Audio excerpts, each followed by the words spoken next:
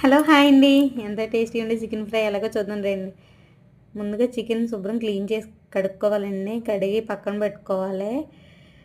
పక్కన పెట్టుకున్న తర్వాత అందులో 2 స్పూన్లు కారం వేసుకోవాలి. వేసిన తర్వాత టేస్ట్ సరిపడా సాల్ట్ వేయాలండి. వేసాక ఒక హాఫ్ టీ స్పూన్ పసుపు వేసుకోవాలి. వేసుకొని ముందుగా రెడీ చేసుకున్న మసాలా వేసుకోవాలి. వేసుకున్న తర్వాత కొంచెం పెరుగు వేయాలి. పెరుగు వేసుకొని కొంచెం చికెన్ మసాలా పౌడర్ వేసుకొని కొంచెం ఒక స్పూన్ ఆయిల్ వేసుకొని కలుపుకోవాలండి. బాగా మిక్స్ చేసుకొని ఫ్రిడ్జ్లో ఒక హాఫ్ అన్ అవర్ పెట్టుకోవాలి. పెట్టిన తర్వాత అది మసాలా బాగా ముక్కలు పట్టేలా పడుతుంది.